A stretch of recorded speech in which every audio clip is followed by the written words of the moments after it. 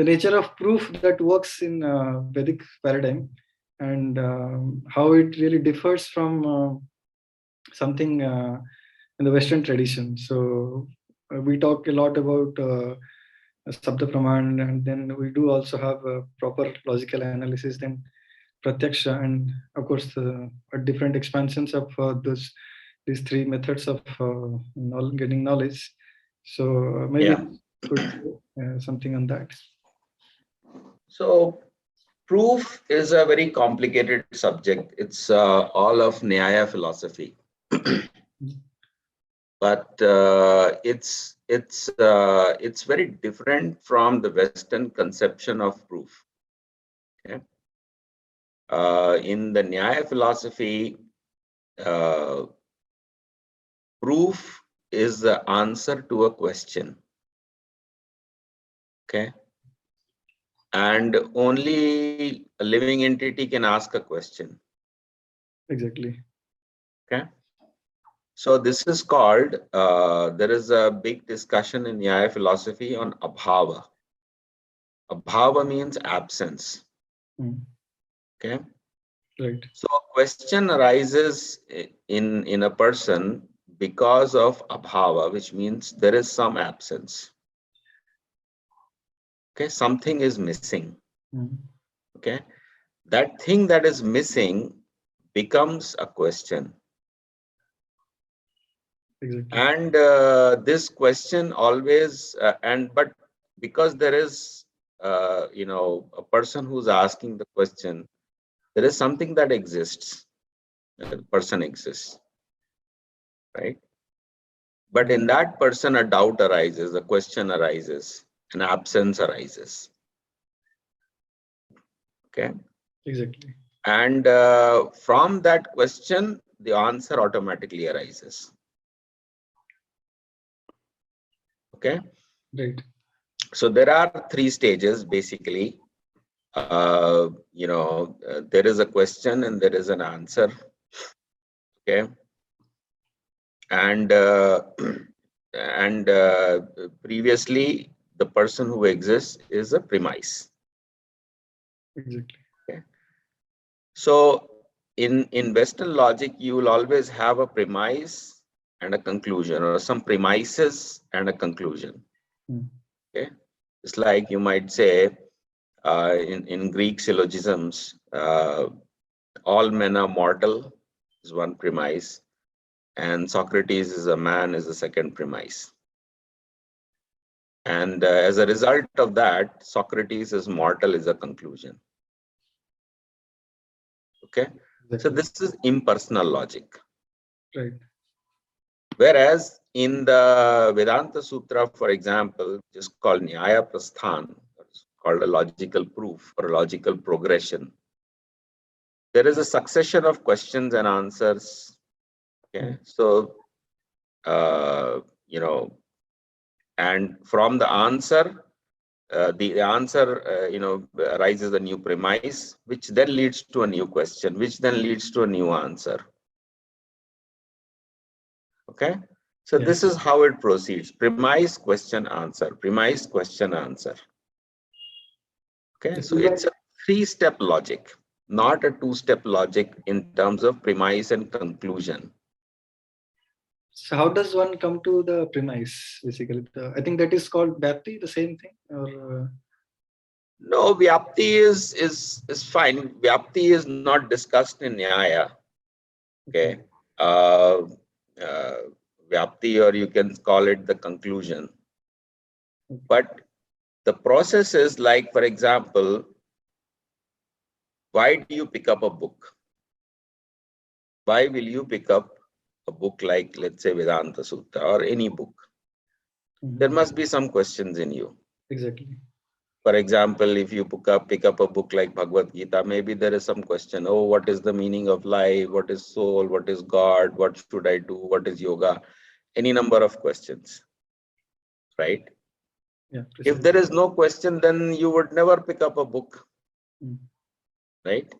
Yeah. So any activity like that has to always begin in a question, right? So Nyaya discusses how the question arises from an existence, and then how answer arises from within the question. Now this is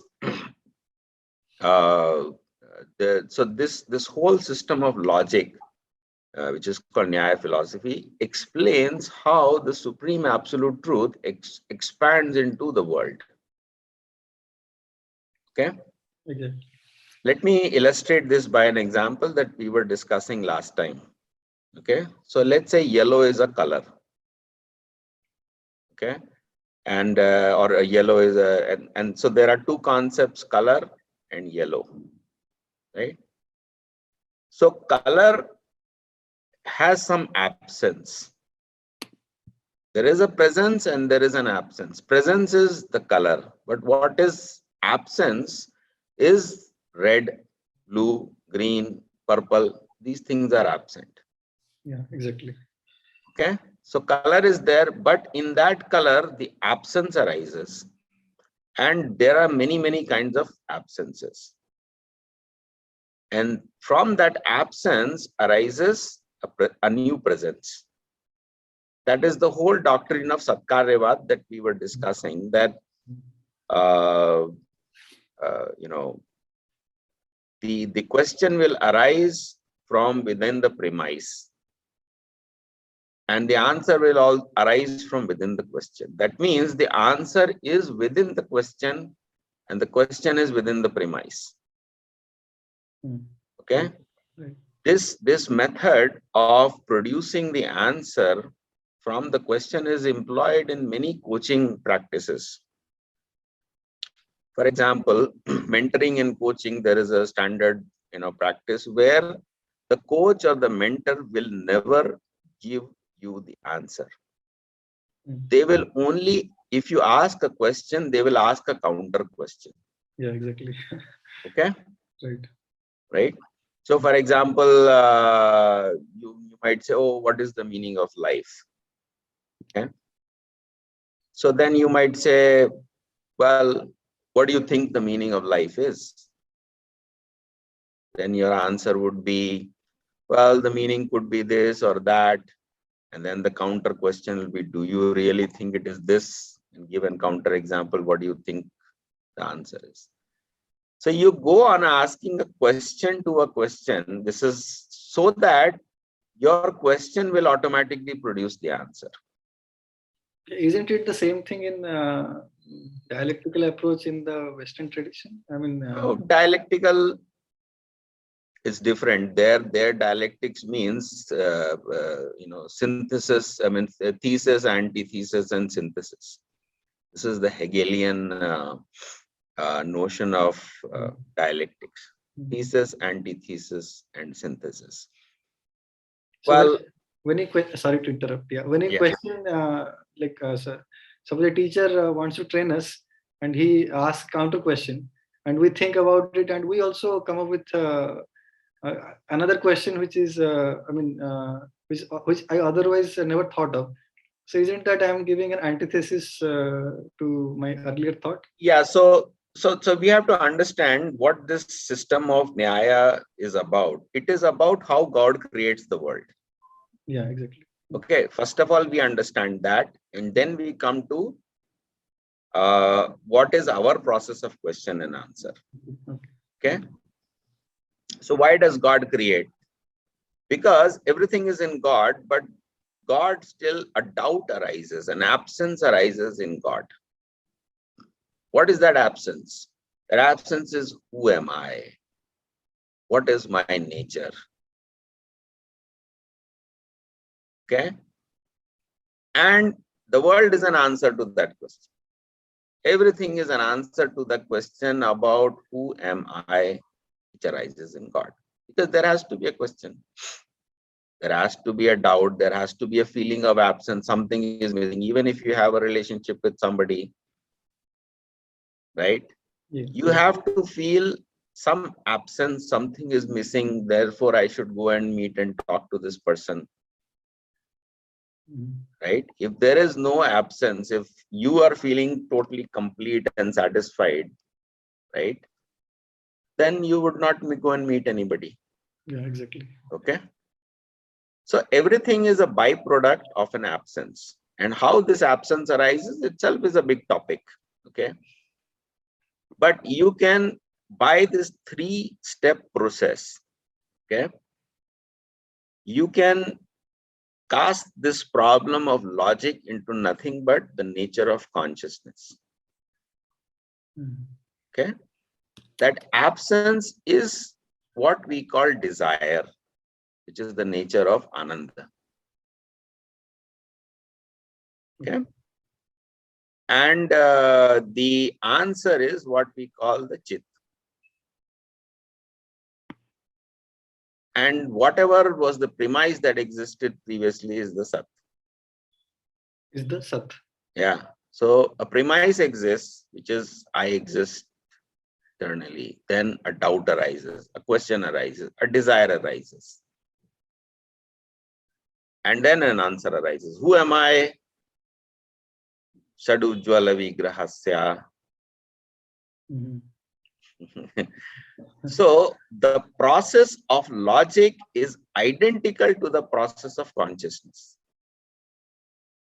Okay. Because in Western philosophy, what have they done? Oh, first of all, logic is independent. Yeah, exactly. Okay, where does it exist? We don't know. Okay, is there something called logic? Well, they are not able to answer even the basis of fundamental, things like why is there mutual exclusion? Why is there non-contradiction? Or what is logic itself? Where does it exist? What is the nature of it? So this is not there in Nyaya. Nyaya means logic equals consciousness, or whatever the process of consciousness, which means I exist, a desire, a question arises in me, and then from the question, the answer arises. Yeah, okay? Exactly. So there are many, many types of questions. All these are many, many types of desires. Many, and then there are many, many answers to those questions. So this process of premise, question, answer, premise, question, answer. And when the answer arises, it becomes a new premise. Yeah. So when you talk about some desire arises, so does that mean the absence of, because when you talk about God, I mean, he should contain everything in him. Yes. So why he need, for us, hankering is something we really don't possess and we want something. For God, what is the need of, really hankering for something? Yes, that hankering is nothing, it's not hankering for something other than me. It is hankering to know who I am. Yeah. Okay. So everything is, you can say God is introspecting, and the creation is the result of that introspection. So therefore, you have already said everything is inside God. Yeah. Right? So it's not that, just like you might sit sometimes and say, oh, let me remember what happened in that year. Okay. So the memory is in you, but that doesn't mean you are always aware of that memory. Yeah, exactly. Recall the memory. Similarly, everything is in God, but God still has to remember. So if nothing is there, I mean, this is, of course, eternity means that you cannot trace out historically when that thing started, right? Yeah. But logically speaking, you can say there was a time when, one became many. Eko Bhushyam or something like that. Yes. When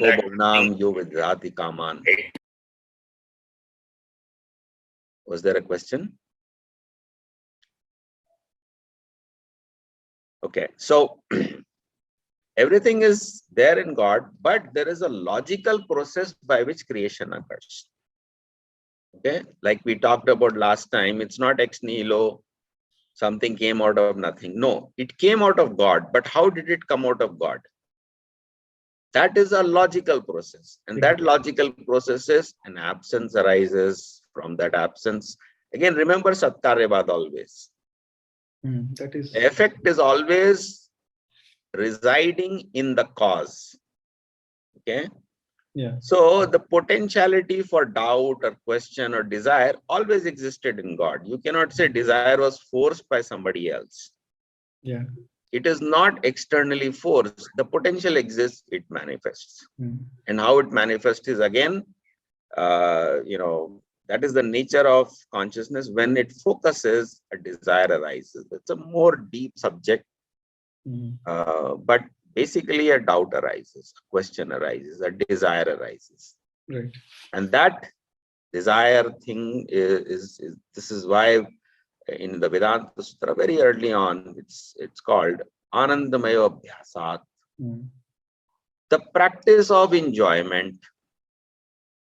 Abhyasa means can mean many things. One is the practice, or it can mean being accustomed to enjoyment. Right? Yeah. So Anandamaya Abhyasat means that supreme absolute truth. So initially it will say, Tato Brahma Jigyasa, and they'll say Janamadasya Yataha. Okay. Or that from which everything has come. So the question arises, oh, why did it come? Anandamaya Abhyasat. Because of happiness. Okay. That is another deeper point about the nature of desire. Desire in the material sense is always about, I'm missing something, I need to get it. Okay. That is a material desire, where I am seeking happiness. From something external. From something external. But there is another type of desire in which I am expressing happiness. Okay? The desire to express my happiness. Right? For example, suppose you are bored right now. So you might say, oh, I'm bored, let me go and meet my friend and talk to that friend, and I'm unhappy, so by talking, I'll become happy. Okay? That is one reason to go. But suppose you got a promotion, or you found something very beautiful, and you are overjoyed. Okay? Right. You are overjoyed and you want to express that joy. I need somebody to tell it to. Okay? Yeah. Whom should I tell it to? That is expression. That is abhivyakti. So the material or any world is described as God's abhivyakti. This is also a Vedanta Sutra.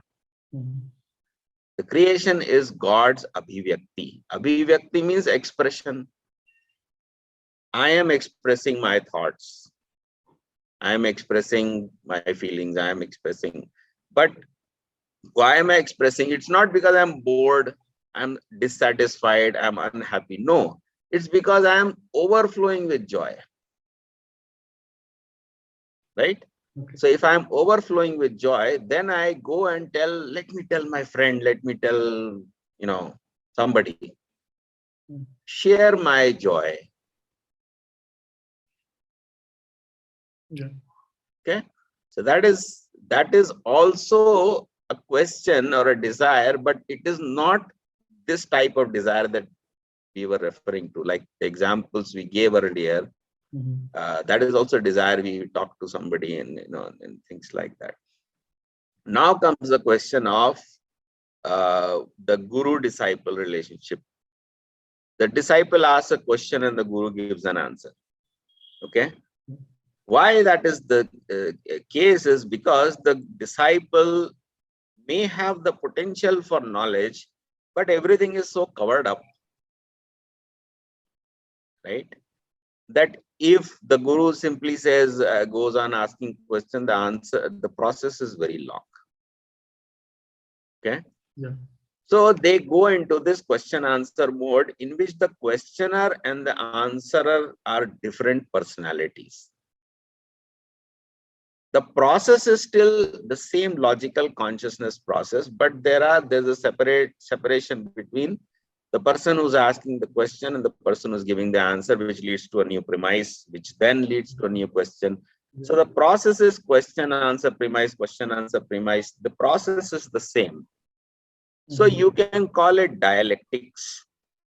Because there is a dialogue going on between guru and disciple, or between two individuals. It's like you are asking me questions, I'm giving you some answer. I could also go into a much lengthier process in which I go on asking you questions, like we discussed about coaching, but that will become very boring and frustrating. Yeah, I made an answer also. Yeah, we may run out of patience, right? But that type of method, which is in which I ask you counter questions, is employed when you are unwilling to accept the answer that I will give. There are many people, okay, if you tell them, things are like this, oh, how do you know, what is this, what is, so then we do not give the answer. We say, what do you think it is? And whatever answer they give, we ask them counter questions on that, so that they get confused in their own mayajal, in their own contradictions, in their own falsities. Okay, so that process is also there. That whole process is the basis of, if you read the book Cosmic Theogony, there's a discussion I've done there about that process, in which the guru will not give you an answer. They will give you a paradox. They'll give you a counter question. It's like Zen Buddhism. They'll give you koans. They give you paradoxes. Now figure it out. Why is that so? Because the person is arrogant. If you give them an answer, they will say, what is this? Who cares? I mean, maybe it is just his opinion. Okay, so they will never give you a straight answer. They'll give you a counter question. Right?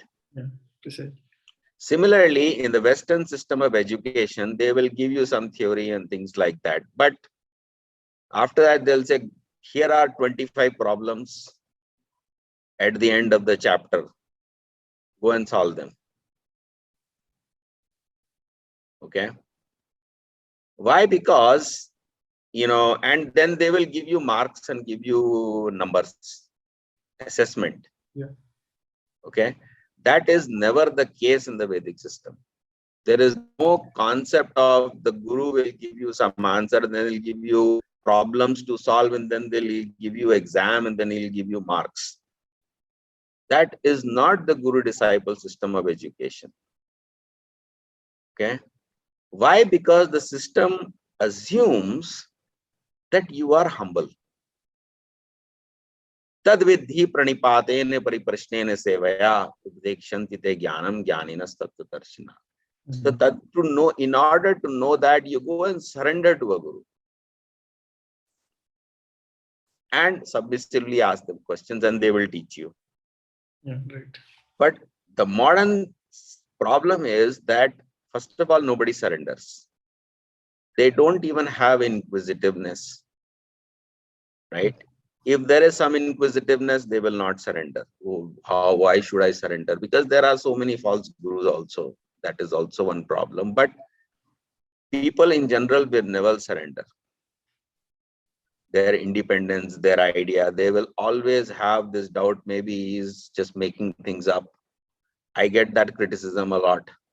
Oh, so even if you say this is how it is, they'll say, quote me the Shastra, quote me the verse. Okay, we can quote you, that's not the issue. But the thing is, there are so many other things to quote and understand before you can understand this, because there is a context, right? So anyway, because these things are there, therefore the modern thing is, okay, we will not give you any answer in the beginning. We'll only criticize you. Whatever you say, oh, you say quantum theory is like this. Okay, here are all the problems. What is your answer? Cosmology is like this. Okay, here are so many problems. What is your answer? That is because we are counter questioning them, because this is the method that works for people. Otherwise, Krishna's method is, God, the process of premise, question and answer is, single person can produce everything. That is what happens during dreaming or imagination or creativity. You have a desire to produce something. And from that desire, a world is created. I think that may answer the issue of, how the sages get the revelation and how they happen to be correct also. Yes. Simply, if you have a sincere desire, that is enough. And again, I can cite so many places. Every time it is said that knowledge is within you. Okay? Knowledge is always within you, but it is existing like a potential, like fire is hidden in the wood. Okay? Fire is hidden in the wood, but there is a process by which we manifest the fire. Right. Okay, and this is also very deep discussion in Satkaryavad, where if you light a match and the energy is not transferred from the matchbox to the wood. Okay, it is just correlation, not causation. Causation is fire is within the wood, it is manifest outside the wood. The matchbox is simply a correlation, and this is the reason that Arani, which is the fire used in a Vedic yagna, is always lighted by a mantra, never by a matchbox, never by another fire, because whatever you are lighting, the fire that you are lighting with, let's say a matchbox, that has got some phosphorus or whatever, it's contaminated. It has got the properties of phosphorus, and it, if you happen to inhale the fumes, you will feel a pungent smell. Okay, so that Arani is lighted. Similarly, anybody who simply, if you practice a little bit yoga or meditation and things like that, you can generate heat from within your body. You are feeling cold, you sit in a particular asana, you can generate heat. You can also, there are certain asanas, you're shivering, you perform that asana, you will start sweating. Right. Okay, we have to practice that. I'm saying this from practice and experience. You're shivering, you practice that asana, you will start sweating. Okay, why is that happening? Because the heat is already within you. You are thinking I am cold. No, the heat is within you. There is a way to manifest it. I think this is a very striking difference between Western approaches to solve a problem and Vedic approaches. Yes. So this is why this verse is there. Hatha Shri Krishna Namadi na bhavet grahyam indriya sevan mukhe hi jivado. What is the next line? Swayameva spurati adha. Yes. Swayameva spurati adaha. Swayameva means automatically. Spurati means springing out. Like a fountain. Adaha means, from that source. Janamadasya adaha. So it is automatically springing out. That is also Satkaryavad, which means the love of God or any philosophical knowledge, everything is already within you right now. Right. Okay. The external sources of information are simply like triggers. They are correlated to my springing out. But it can happen without that also. It can happen by our individual endeavor also. Understand? Right. Yeah. So this logic is if you study Nyaya philosophy, you see all these things. So it's a completely, the problem is we are so accustomed to this binary logic. Yeah. Okay. Binary logic means it is either true or false. Okay. So let's say then we talk about the three modes of material nature. Okay.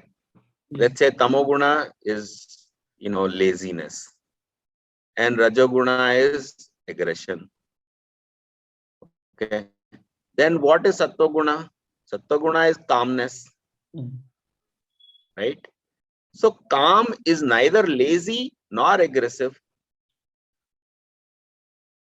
Yeah. Isn't it? True.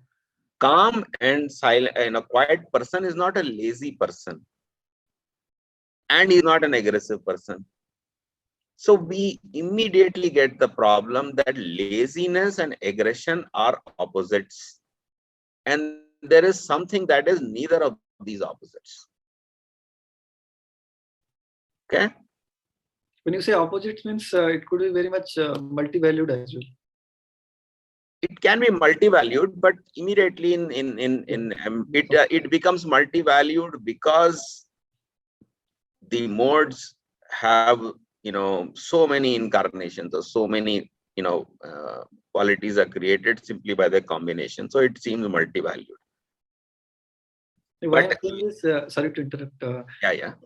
We talk about 3 modes, then beyond the 3 modes also. So So first of all, Sattva-guna is neither of these modes, neither of the 2 opposites. Okay. Then there is Praman, which is neither of the 3. Precisely. Okay, that is why it's called beyond the 3 modes. Then comes, Vaikuntha state, or higher realization, where all the 3 are there. Okay. So, for example, a devotee of Krishna is lazy in one sense. Okay? He's materially lazy. Oh, let things go on. Why should I bother? He's lazy in one sense. He's very aggressive in another sense. If you say anything against Krishna, he will pounce upon you and he will, try to defeat you. He's very aggressive. And he's also very calm. We see in Srila Prabhupada's writings, he becomes furious oftentimes. Yeah.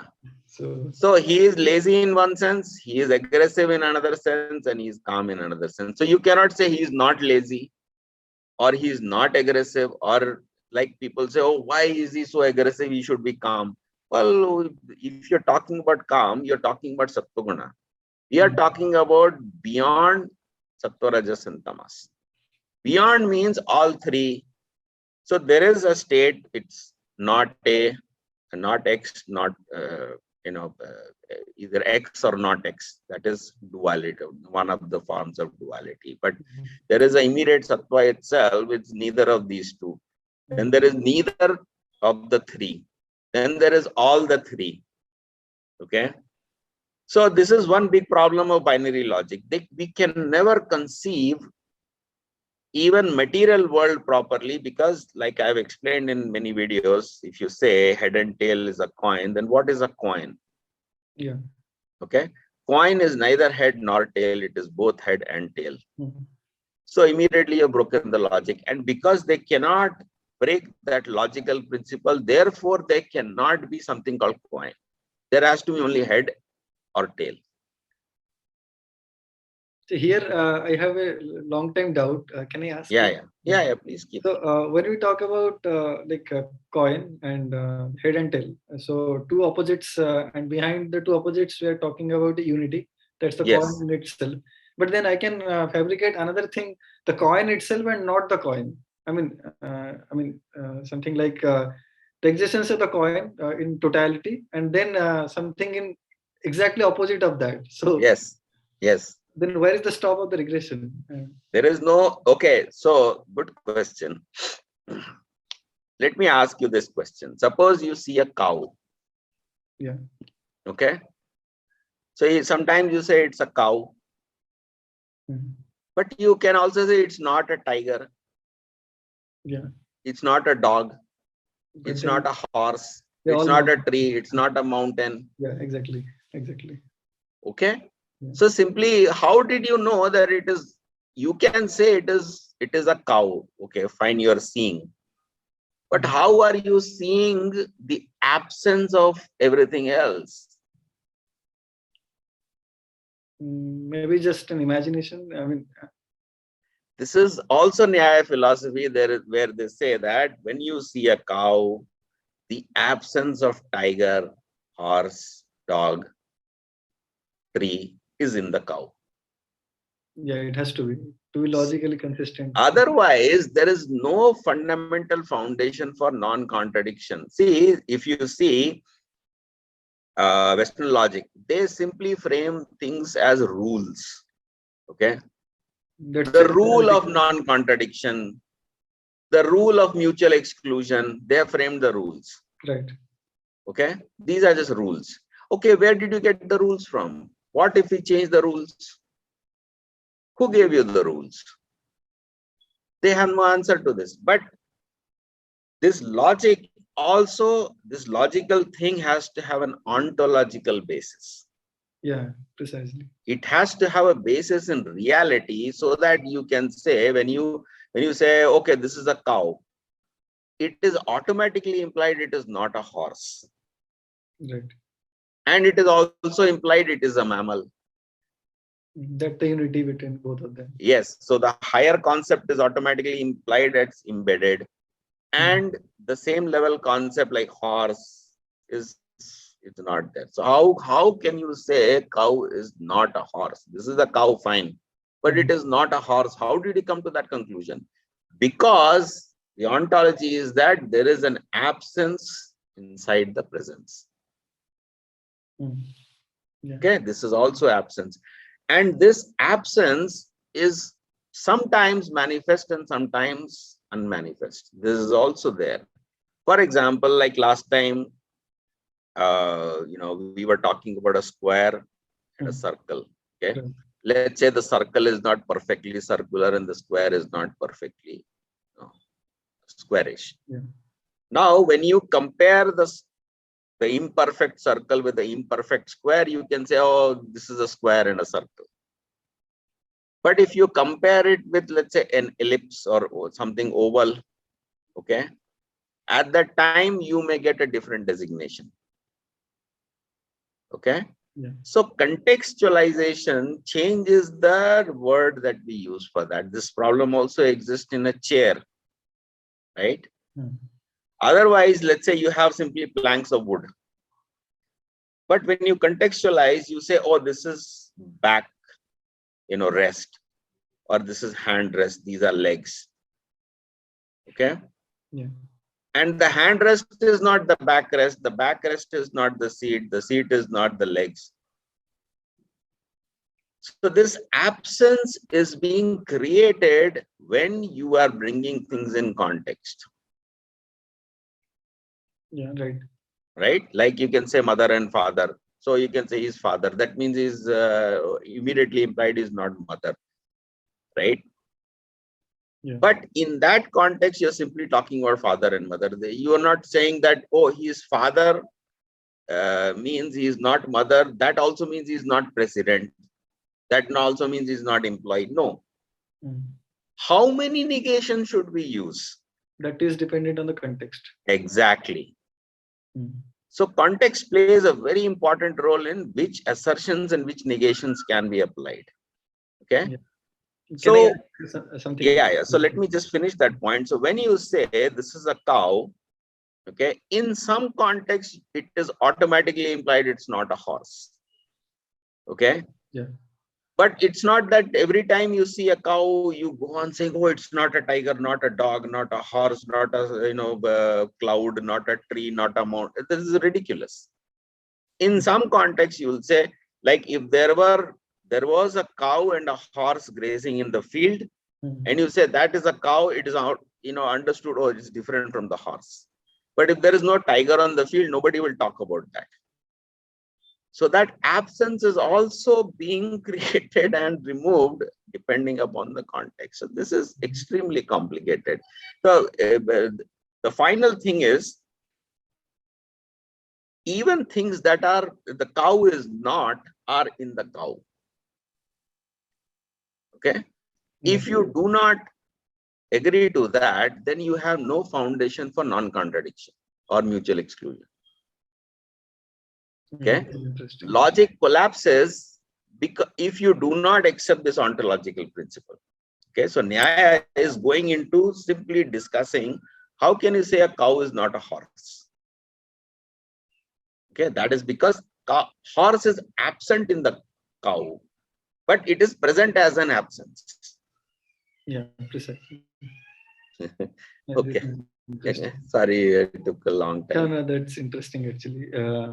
So in this context, one thing that comes to my mind is Western way of handling logic, eventually, which translates to in the modern parlance, basically mathematics, I would say.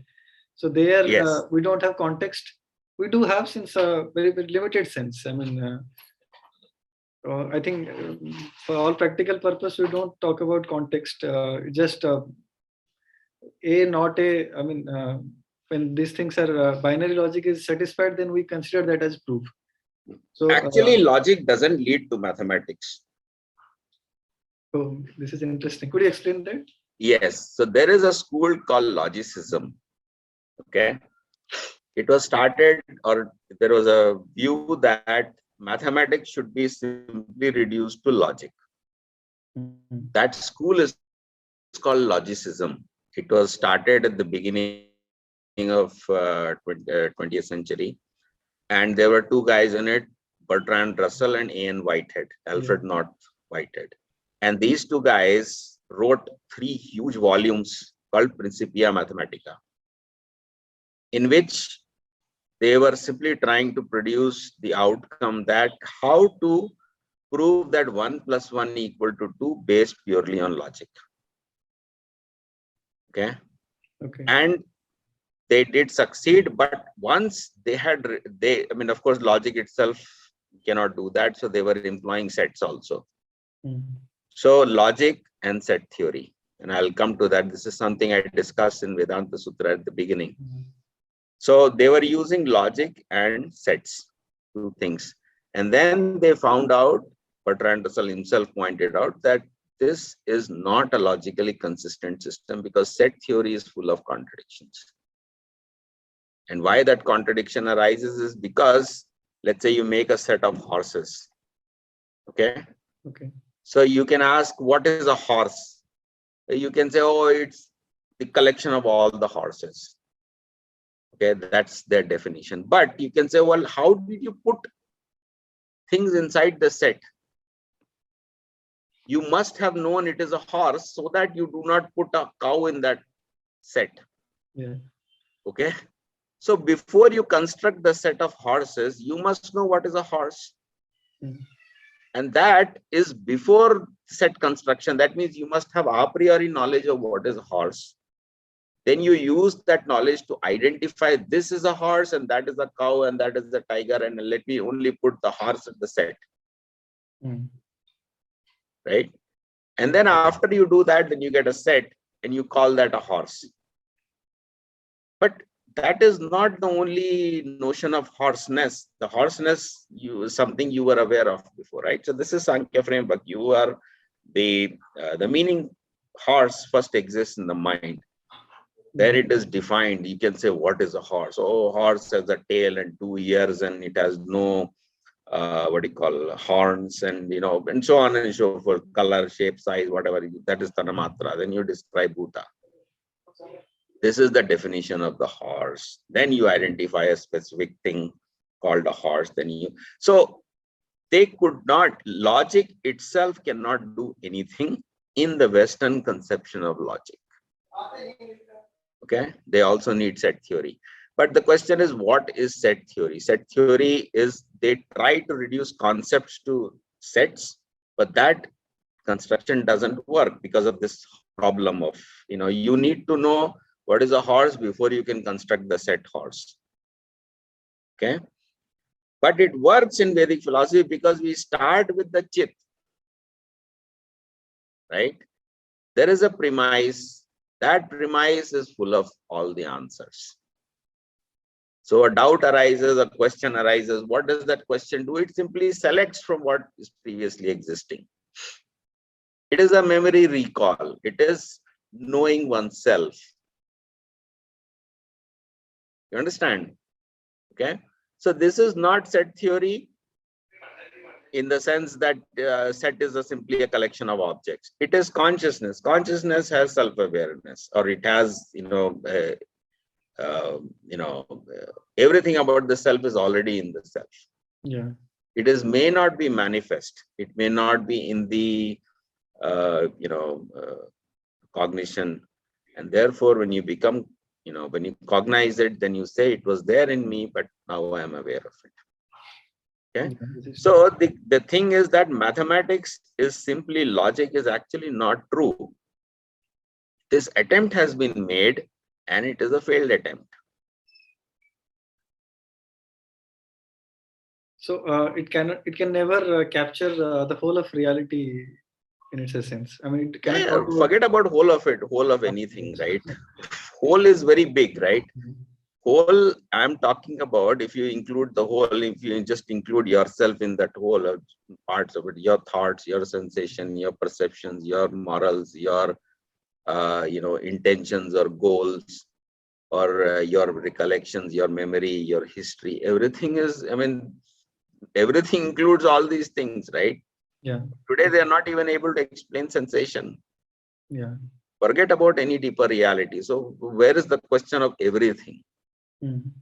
They have made assumptions that there are physical particles which are completely separate from each other. This is the foundation of logic.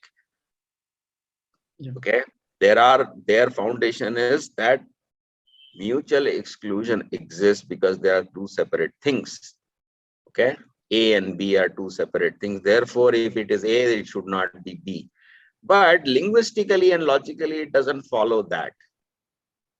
True. Right?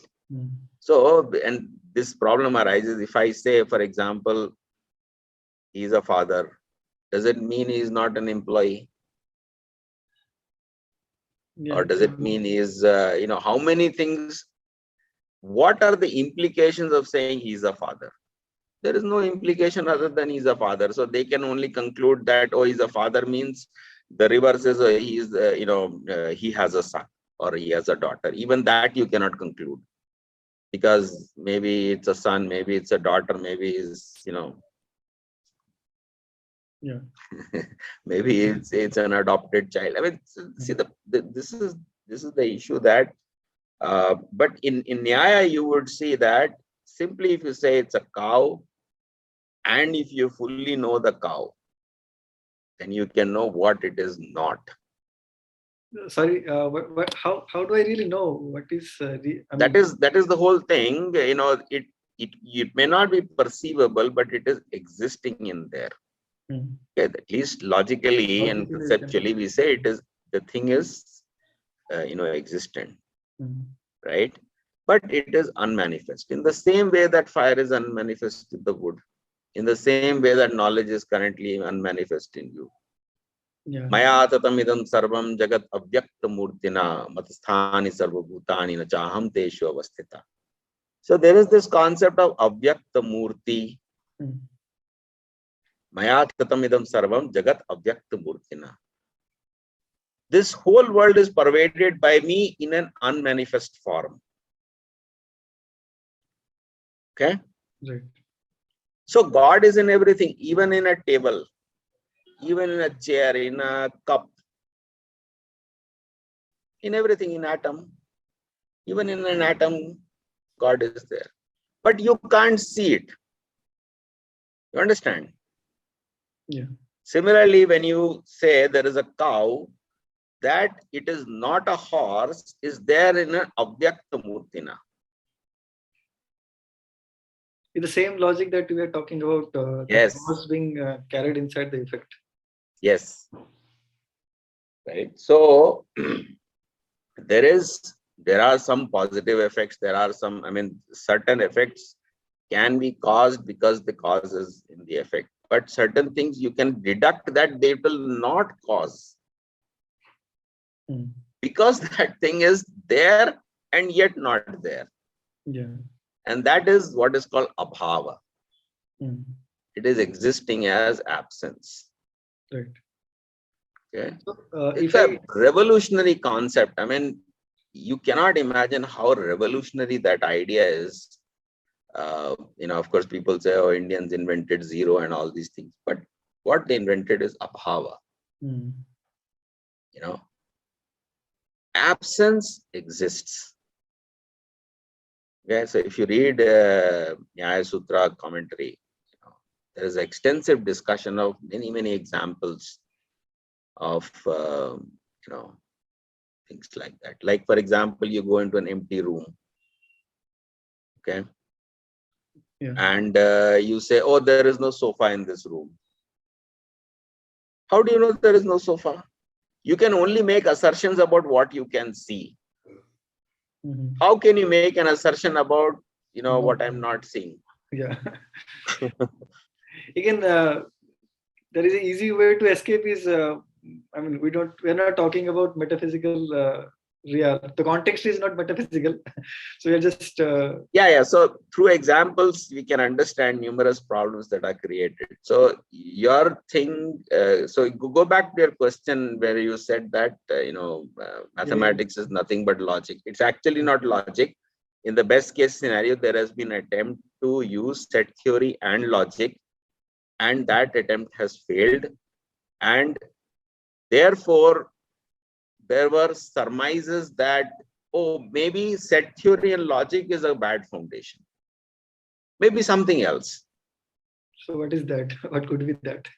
It could be anything. Okay. Therefore, then Gödel showed that doesn't matter whatever it is. Yeah. Right. So his proof shows that any system of arithmetic, what does it mean? Any system of arithmetic? Any system of arithmetic will always be inconsistent or incomplete. That means you have tried to create a foundation for arithmetic using set theory and logic. But let's say we create something else. We use some other axioms or some other assumptions. That's a different system of, that's a different foundation of arithmetic. It's a different system of arithmetic, right? But it is still arithmetic, 2 + 2 = 4. Even if you do that, it will still be inconsistent and incomplete. That is why it was so fatal.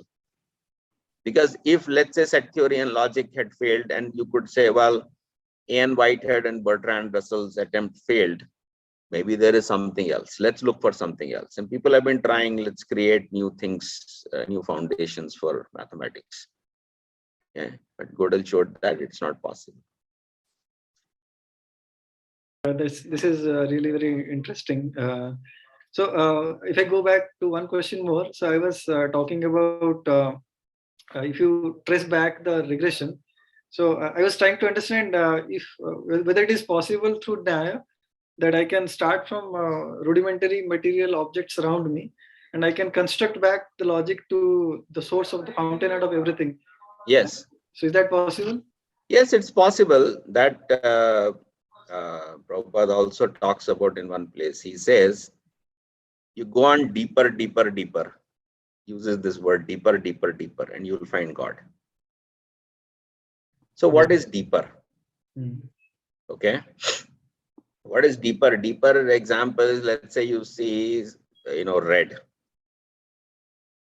Okay. So you can say, okay, what is red? The deeper thing is it's a color. So can you see color? No, you cannot. You can say, oh, show me where is color. You can't show color. You can only show red and blue and green and yellow. Can you show color? You can't show color. Yeah, these ontological questions are, hard to answer. Yeah. So see, that is the thing. That's the whole point of what is deeper. Deeper also requires deeper perception. Yeah. So if you limit yourself to saying that, oh, I will not, I will only measure frequency. Okay. Then you cannot define, you can measure frequency, but you can't define what is frequency by that. That's, even physicists have recognized that. True. So you pick an arbitrary instrument and say this instrument is frequency. It's like kilogram, for example. Just like in classical mechanics, there is this question of what is mass. Okay. The problem is you can't measure mass unless there is gravity.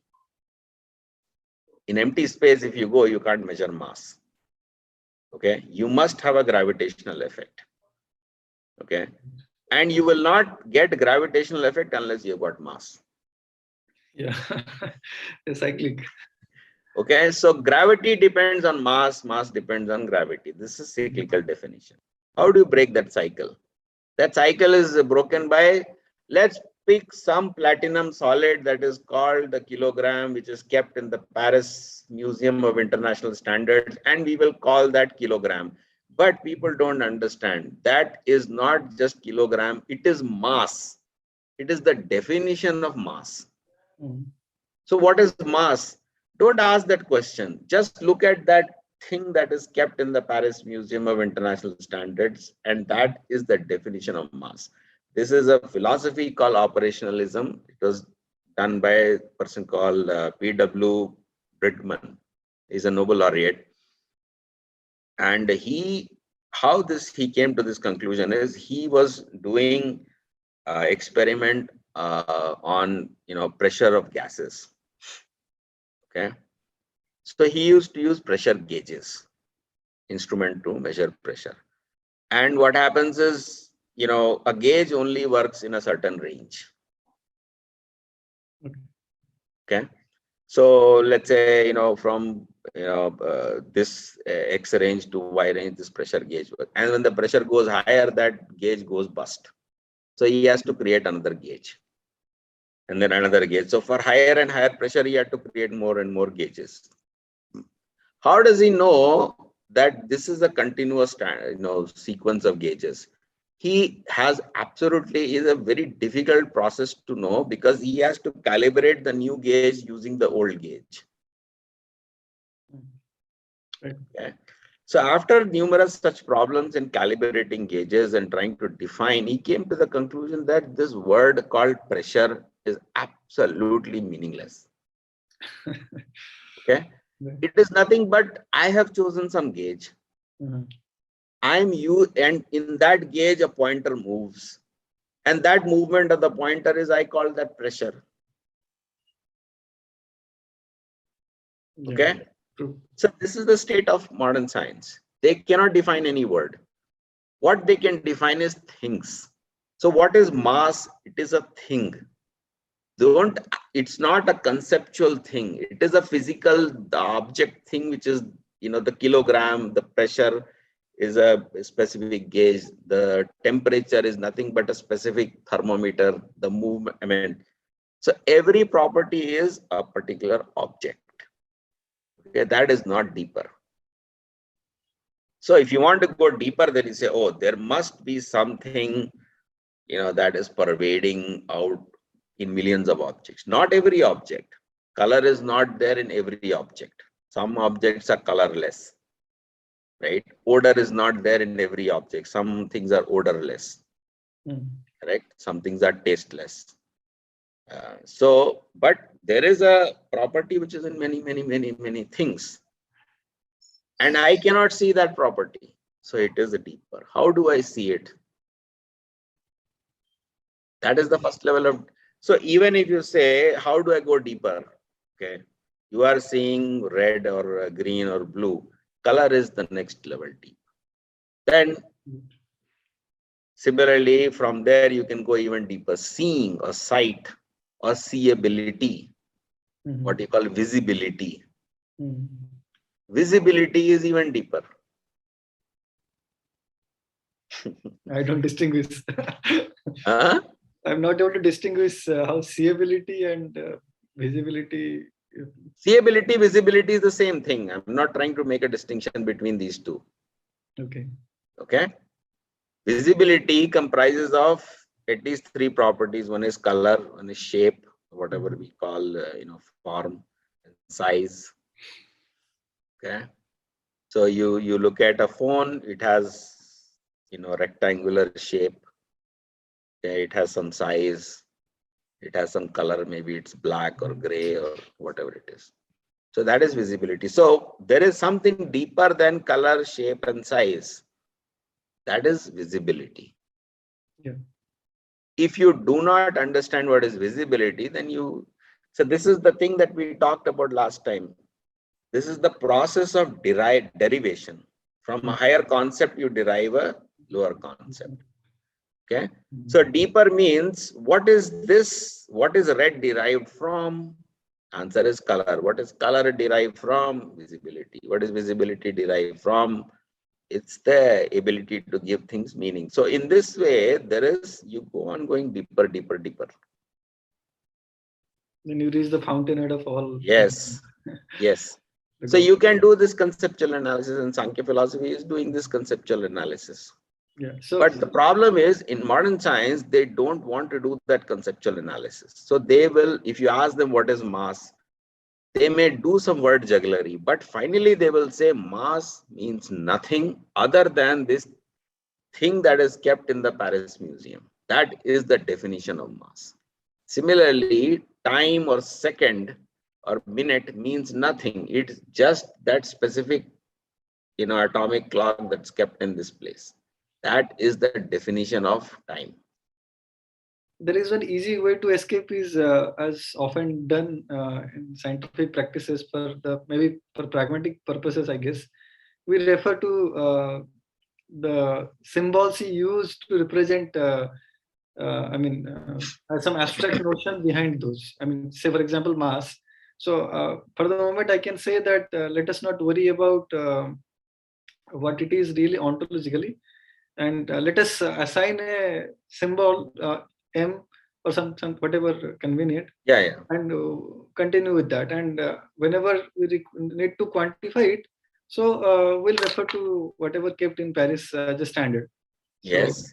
So how does that really, contradict? I mean, I'm just trying to understand. So how does that contradict the Vedic notion in the sense that there is really something, some ontological idea that is the mass. I mean, something physical, something that exists. See, you run out of the words. Okay, I understand here. Your Yeah, point is that, see, even if you want to do that, okay, you have two worlds. Yeah. A mathematical world of symbols and logic, and a real world. What you call material world or the empirical world. Yeah. Okay, so in philosophy, they'll say there's a rational world, which is the Platonic world, and there is a real world, which is the substance world. You come back to the same substance form problem. What is form now? Mathematics is form. Yeah. What is substance? Whatever you call matter or empirical observation, that is for substance for you. The word can be rationalism versus empiricism, form versus substance, mind versus body, soul versus consciousness, religion versus science. This will go on. Even in science, this is the problem, but even in science, this thing has existed. Science cannot exist without both reason and observation. So they'll talk about what is science? Oh, the use of reason and observation. Okay, fine, please hold there. No more further. Let's discuss how reason and observation interact. No answer. No answer, because it is the same Platonic problem of form versus substance, the mind versus body, the soul versus consciousness, the science versus religion. So even Gödel became, when he found this problem, incompleteness problem, he came to the same conclusion because he was asking himself, okay, how do you know? So Gödel's incompleteness is that we cannot actually prove all the mathematical truths. So this naturally leads to the question, how do it doesn't mean that I can never know that they are true. And he became a Platonist and no, we'll know intuitively. Mathematical truth is in another Platonic world, and I can know that intuitively, but I can never prove it to you. Yeah. That is a religious assertion. Yeah. Is it not? Because I can also say, I cannot prove the existence of God to you, but I know by intuition. Isn't it? Yeah. I do not know if I cannot show Indra, Chandra, Surya, Varun and Agni, all these things to you, but I know them intuitively. Is it not? So this has become religion. Mathematics also, Gödel himself, what is Platonism is nothing but religious belief. Because you can't prove it, but you want to believe that it exists. And you claim to know it intuitively. Yeah, right. So I see the time is 8:36. Anyway, so we had a very good discussion. So we can go on if you have more things. It depends on. Maybe we can continue for a few more minutes, maybe 20 minutes. So, so originally I started with the question that the nature of proof, how it differs. So as we learned from our traditions that the scriptural testimony as revealed by the teacher to the master, that is considered the topmost. But again, that is not illogical. That is fully rational, and I mean, so one can find proper reasons behind them. But at the same time, we do talk about something called, I mean, Dibya Pratyaksha, I mean, transcendental vision as the basis of those revelations. So when we talk about the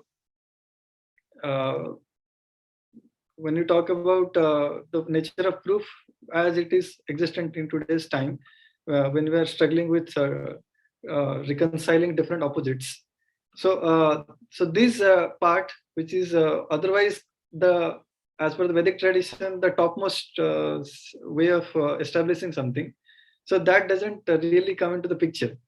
So then is there a way how, I mean, somebody who is trained in a modern scientific practices, he may appreciate of such a system where the revelation of whatever sort, it plays a fundamental role in establishing yeah, I got your question. It's the same question of faith versus reason and observation. Yeah.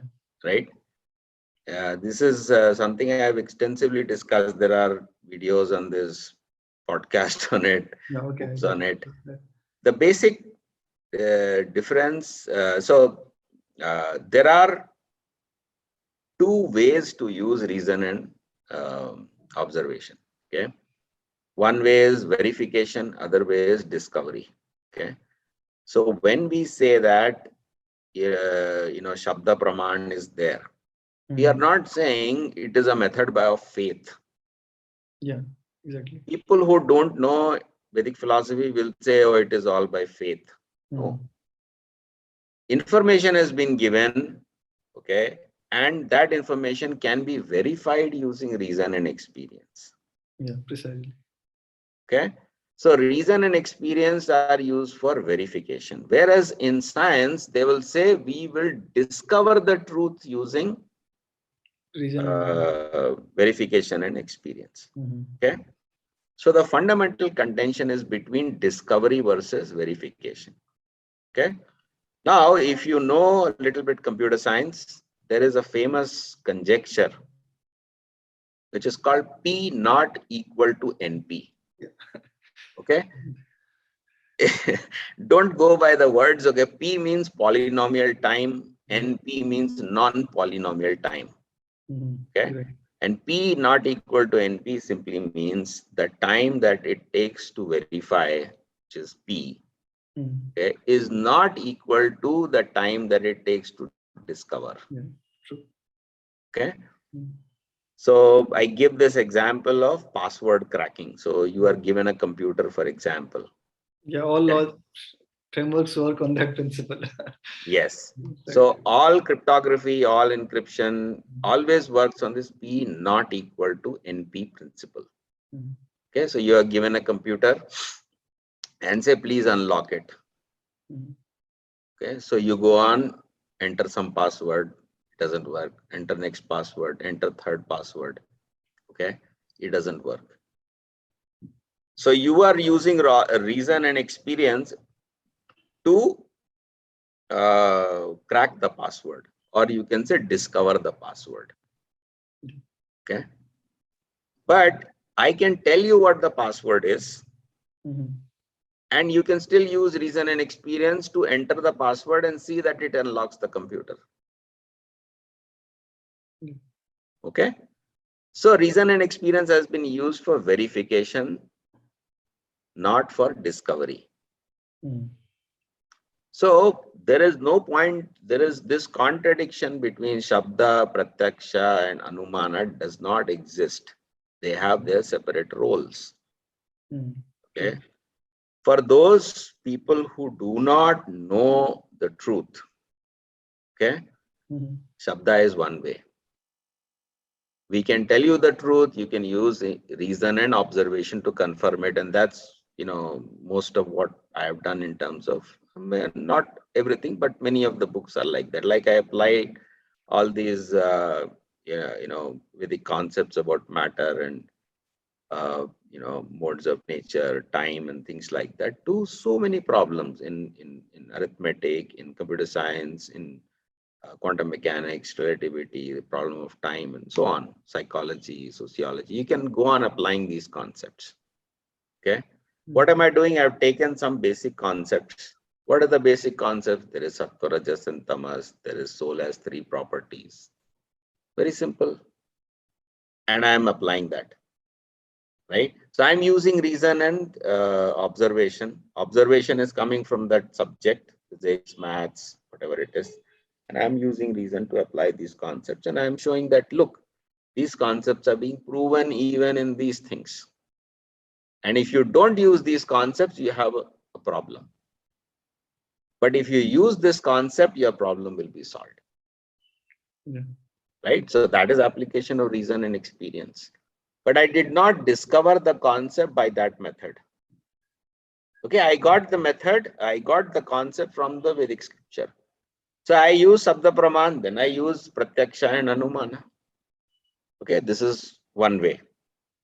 But like I was talking last time, forget about philosophy, forget about all the books, just chant Hare Krishna. Yeah, it would be okay. Really... So by that, it is Pratyaksha. True. Okay. By that Pratyaksha, you get even, you don't need Shabda Pramana. But at least you have accepted some Shabda, okay, we have to chant Hare Krishna mantra, not the Mambo Jumbo. So Shabda is not totally discarded, but simply in that one mantra, everything is there. Vidyavadhu Jivanam. Right? Simply from one mantra, everything can come. So this is, you cannot say that everything has to be Shabda. It doesn't have to be Shabda. It can also be Pratyaksha. Like I was explaining, the movement of consciousness, up and down, up and down, up and down. Right? Inward, outward. Like last time we discussed all these things. Yeah. I cannot show it to you, but I can tell you a process by which you can experience it yourself. Yeah, right. So that is all Pratyaksha. So where is Shabda? Not necessary. It may be there. It's like I was giving the example, yogi withdraws the consciousness inward, like the tortoise withdraws the limb. Or, those who are not devotees, the Sasti Bhakti, those who are non-devotees, they are running here and there, sitting on the chariot of the mind. That Krishna also says mind, running is the, and the rain, what is the intelligence is the reins of the horses, senses are the horses. That example he gives, and he says it's running here and there, running outwardly here, So these, you can experience that everything that is given in Shabda can be Pratyaksha and it can be Anumana. So this is one of the things, if you read that Nyaya Sutra commentary, this is the whole, Nyaya essentially is all about epistemology. What are the different ways? You can know everything by direct experience, everything by reason, everything by mysticism, everything by scriptural evidence. It's not that one method is incomplete. And therefore we need the second method, which is the problem that the Western philosophy has been trying to solve for 2000 years. So the notion that oftentimes the portrayal of the hierarchy of different epistemological threads like Pratyaksha, then better than that is Anumana, better than that is... There's no such hierarchy. At least, even if you say there is such hierarchy, you show it to me. You establish that based on philosophy. You cannot establish that based on philosophy. All the methods are equally good. But for the stupid mind, he has to start somewhere, right? If we are totally ignorant, how do we start from somewhere? We have to, for example, Dhruva Maharaj, okay, 5-year-old boy. He is not grown enough to understand philosophy. Okay.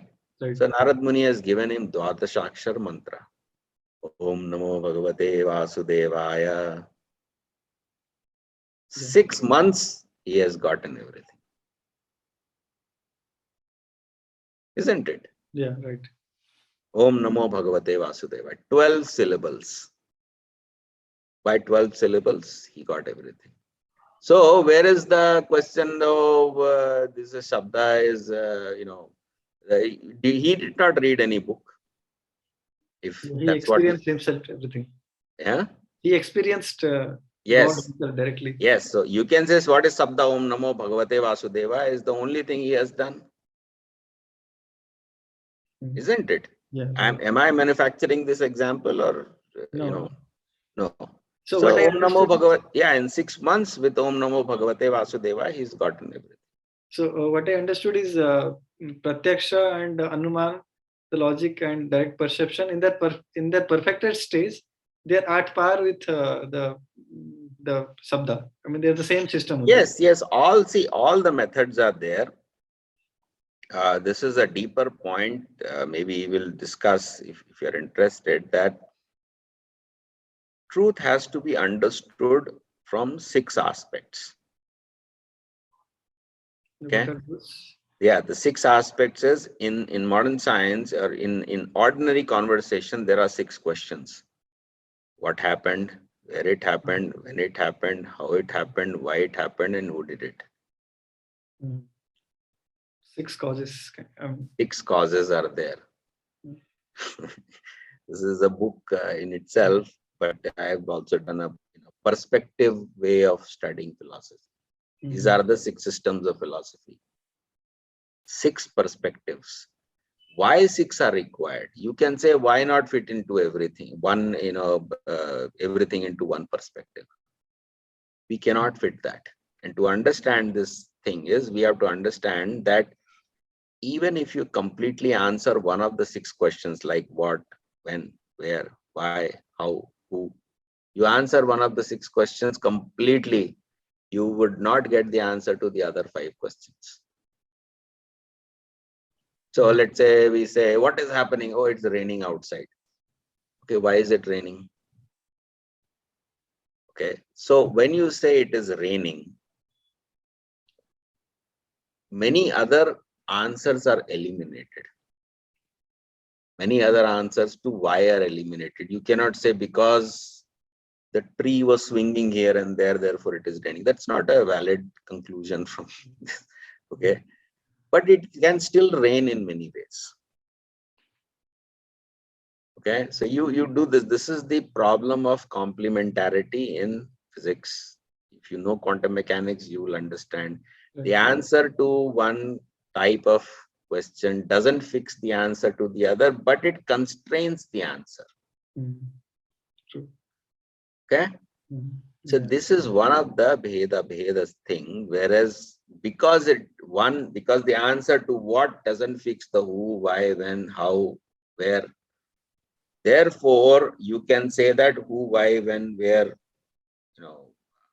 these are separate from the question of why or what, right? What is different from where, when, how, who, why, okay? What is different? But you cannot answer the question of what independent of the other 5. You understand? Like I give the example of Second World War. Okay, what happened? The war happened. How did it happen? Some tanks and ships were involved. Who did it? Some soldiers were there. Okay.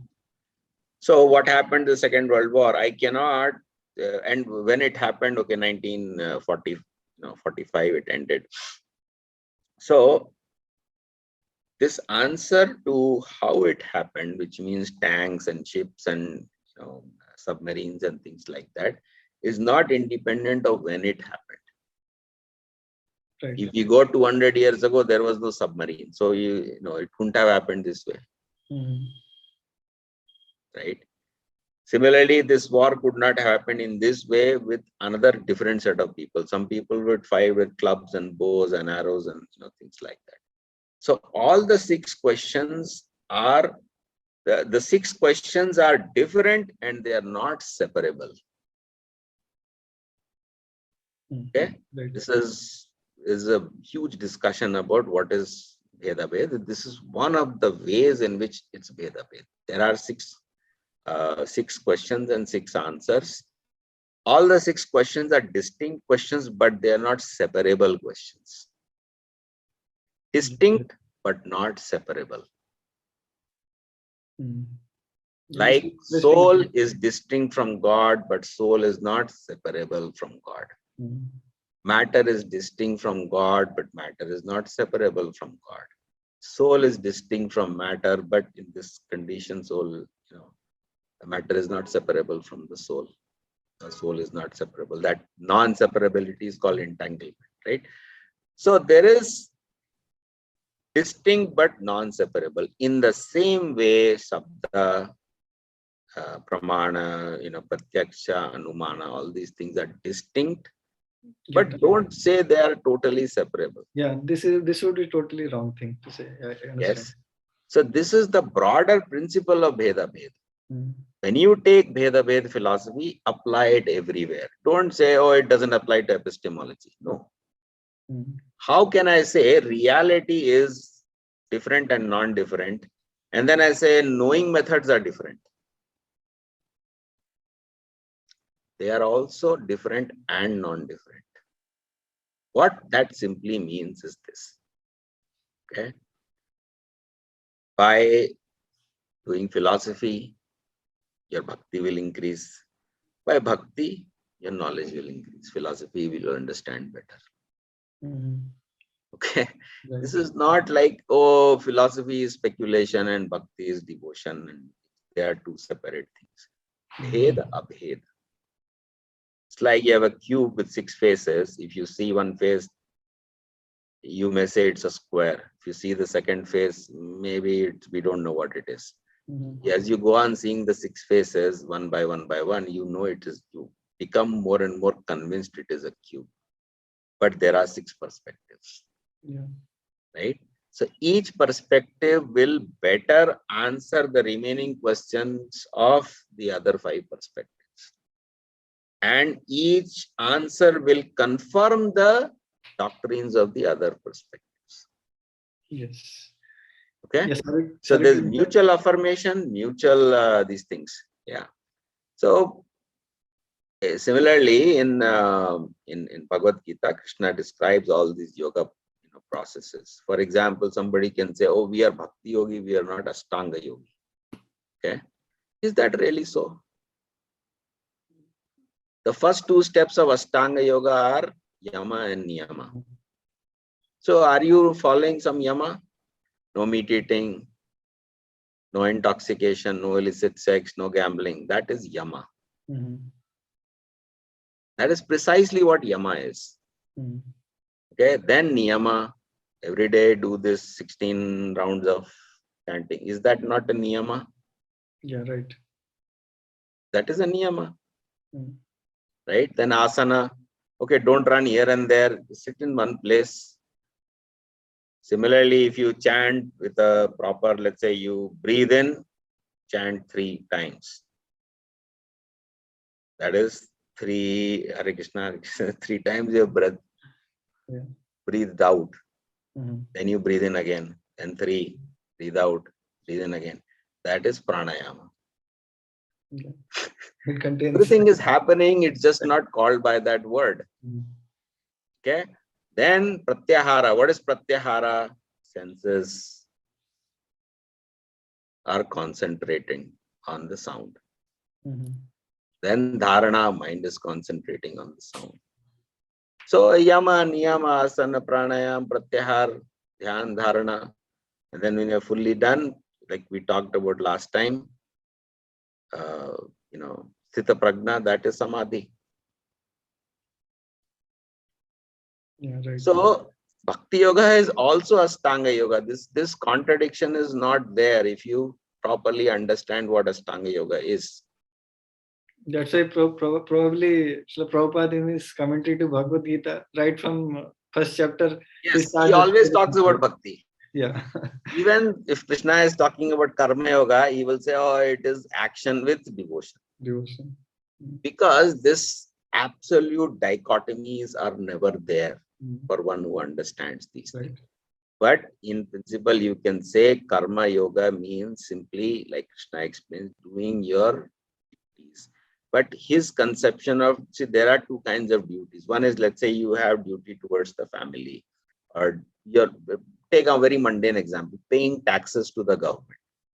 Okay, that is a duty. Okay. Now, this is not like a Krishna conscious duty or, devotional duty. Versus if you are doing something for the family who are also devotees, that you can say it's a more spiritual. So, but at the same time, if you do not pay taxes, right, chaos will, ensue, right? So you cannot also say that this is different from bhakti. This is why you have to use bheda and abheda. Bhakti is different from paying taxes. Okay. Right. It is different because there is a difference. And yet by paying taxes, I'm able to practice bhakti next. So there is abheda. Yeah, this is a very nice way to bring Veda in a broader context. Yes. Yeah. So this absolute type of dichotomies and things like that, they're all based on incompletely understanding or never understanding philosophy. Okay. But so to answer your question, this pratyaksha, anuman, sabda, because pratyaksha also has many meanings. Even meditation is, you can say it's pratyaksha, but that's not what they're talking about. They're talking about seeing through the senses. That is pratyaksha. Right. So there's no contradiction, but at the same time, some things are more suited for certain people in certain stages of life. Okay, in the initial stage of life, it's recommended that you read philosophy books so that you get convinced, right? Otherwise, somebody will meet you on the street and they will say, oh, what are you doing? Oh, I'm going to the temple. What is this fool? What are these fools jumping up and down, going to the temple? What is the use? It's all stone and metal they're worshipping. So you need philosophy. Because that kind of arrogant and rhetorical attitude will create doubts in you. Okay? Oh, is this really God or is it stone or metal? So you need to study philosophy so that you become convinced. Right. But at some point in time, that philosophy alone will not work. You have to get detachment. So then karma yoga is important. So initially jnana yoga, then karma yoga. But then that detachment also will not serve. You have to do meditation. Okay, and that meditation also will not work unless and until there is inner joy coming out of you. Because after some years, you will get bored of philosophy, you will get bored of daily duties, you will get bored of this meditation, unless there is happiness coming. Right? Yeah. So all these things, they are not mutually exclusive and they are not identical.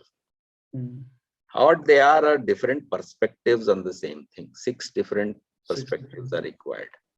Why 6? Okay, that is a big discussion. Maybe sometime, some other time. But yes, you can, there are many ways to understand, but yes, multiple perspectives are there, let's say. Yeah, true. Yeah, sorry, I was only talking from the participant side. So if somebody in the participant, they have any burning question, please feel free to ask. Maybe just one, 2 more, if you kindly agree. Already we took 1.5 hours of yours. So I see few. Anybody in the audience, if they have anything to ask or from these discussions. So originally we planned to discuss how different ideas developed in the course of Indian intellectual history. So anyway, we couldn't cover up. So maybe next time we can try to see other philosophies like apart from NAV. We talked many things. I think mostly around epistemology, NAV basically. So maybe Yeah, next. it is better to discuss, things that are burning questions in your mind, because when you have a question, then the knowledge is assimilated. Yeah, right. Okay, if I try to pontificate or preach to you something, this is how it is, but you have no question, the whole thing will bounce off the head. Yeah, it Right? never be assimilated also. It will not be assimilated. So you have to have a question, and then when it's like a socket and a ball. Okay. So question is the socket and the answer is the ball. So if we throw the ball, but there is no socket, ball will fall. But if there is a socket, then the ball will fit in the socket. Yeah, nice analogy. So Actually, I do have a question. yeah, please. Yes. Just want to understand, sir, can you just speak a little bit about Anumana? What I believe is, I don't know if I'm using the right words here. What I believe is that most of my life I have spent using Anumana, and gradually a lot of things got pratyaksh for me. And now I'm trying to learn the words to communicate to others what it has been like. So could you maybe take a few minutes to talk about Anumana? Yeah. So it's a very, very complicated topic. Anumana, everything is very complicated if we try to put things into complete perspective. Okay, so Anumana is the thing is what a thing is. Like if you see something, that's pratyaksha is you are seeing, let's say you are seeing an apple, so you can say it's a red, round and sweet. Okay, and then Anumana is that it is apple. There's a difference between red, round and sweet and apple. Anumana is something done by the mind. It's giving the world a meaning. Okay. So sense perception, you can see certain things, let's say color, shape, size, all these things, and then you give these things a meaning. And culture, for example, is a very good, context in this case. What is culture? Culture is, let's say, for example, in India, you want to show respect, you fold your hands. Okay. So folding hands is sense perception. But you say, oh, he's showing me respect. That thing is Anumana. Because if you go to Japan or East Asian countries or China, for example, they do not show respect by folding hands. They show respect by bowing down. Okay. Similarly, in the Western European countries, they will bend one knee. That is their way of showing respect. Okay. So sensations are different. In one case, I'm folding hand. In another case, I'm bending from the hip downward. And other case, I'm bending the knee. Sensations are different. The meaning is the same, respect.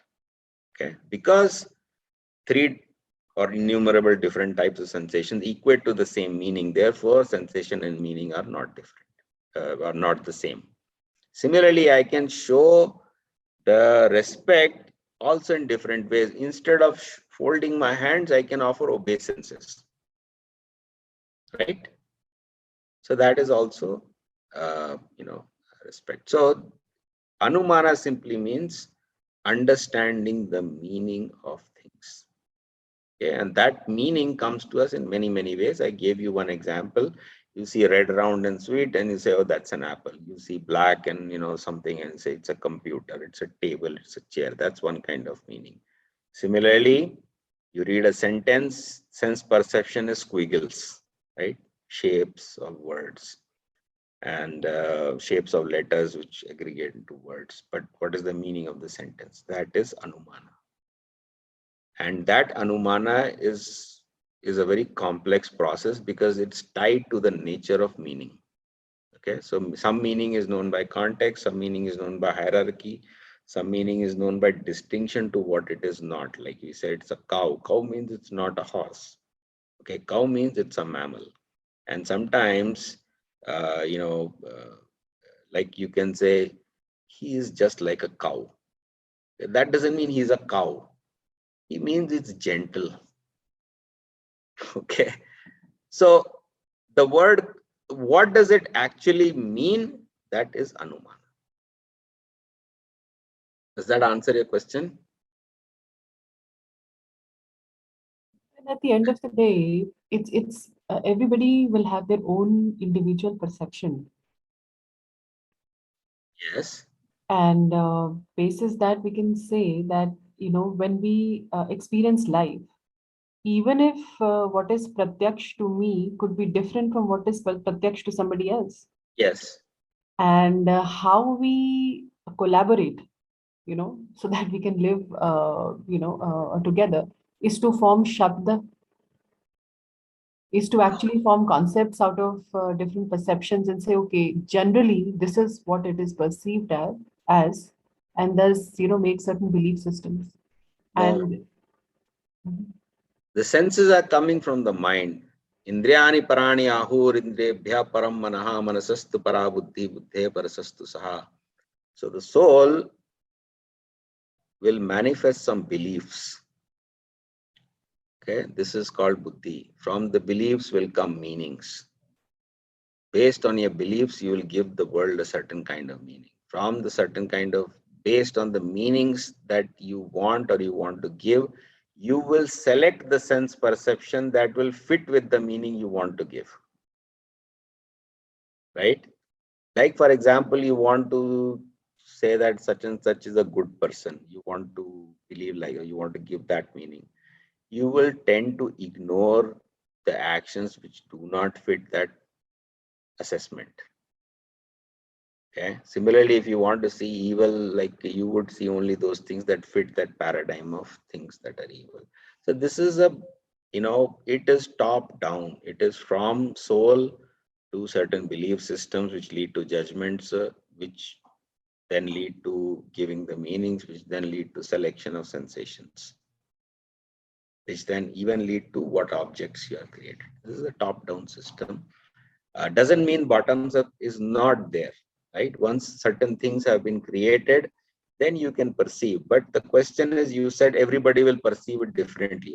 Why? What is the cause of different perception? The cause is that you have a different desire to see the world in a different way, because you have a different belief system, different moral values, different. There's a big system of how you make that selection of sense perception, right? So even simple things like if you are standing in a room, 3 people are talking, you are paying attention to one person and not to the other person.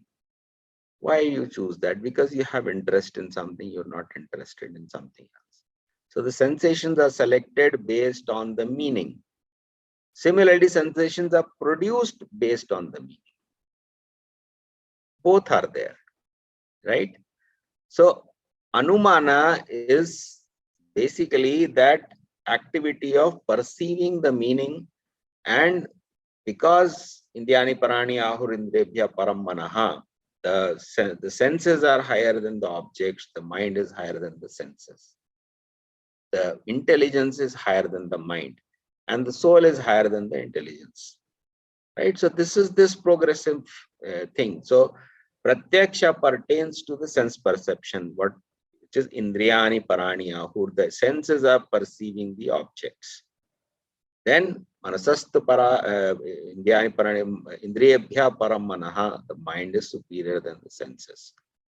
So this Anumana pertains to the mind. But mind is not alone. Above that is also intelligence. Right?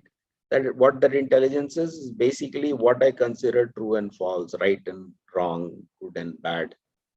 There are 3 kinds of judgments, and so based on what you consider, you have, everybody is carrying a bias in them. Okay, please understand this. Everybody is carrying a bias. What is that bias? What is true or false? What is right or wrong? What is good or bad? Like, for example, we conduct a class on Bhagavad Gita. Some people will come, okay, because they have an inherent understanding, or you can call it bias.